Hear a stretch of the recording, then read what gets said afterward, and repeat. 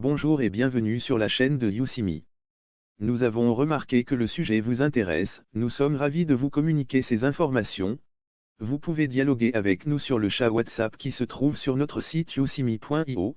Et maintenant, venons-en aux faits.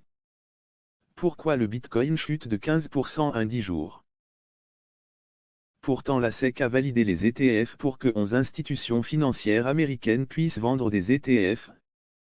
Ces ETF devaient être indexés sur le Bitcoin. Et des vrais Bitcoins doivent être achetés pour qu'ils soient en dépôt de garantie des ETF. Et puisque le Bitcoin doit être acheté et mis en dépôt de garantie des ETF, il fallait que ces institutions commencent par acheter des Bitcoins avant de commencer à vendre, au risque de les acheter à un taux et que le taux chute avant que la vente ne commence. Mais cette logique n'est pas suivie.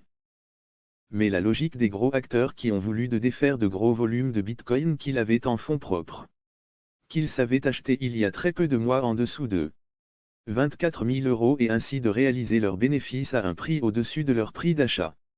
Et finalement cela arrange bien les affaires des institutions américaines qui devaient acheter des bitcoins mais qui hésitaient en estimant qu'il était à un prix trop élevé à 42 000 $. Donc combien de temps le chute va durer, jusqu'à quel niveau le prix va-t-il chuter, et est-ce que l'effet du halving de début avril va provoquer des réactions dynamiques ou inverser la tendance? Pour l'instant on ne sait pas. Mais puisque nous avons trouvé la première logique de la chute, il faudrait observer les volumes des échanges dans les prochains jours, et les mouvements sur le marché avant de découvrir la prochaine étape. Donc rendez-vous la semaine prochaine pour la suite. En attendant, vous pouvez vous inscrire sur notre newsletter sur le site de yousime.fr.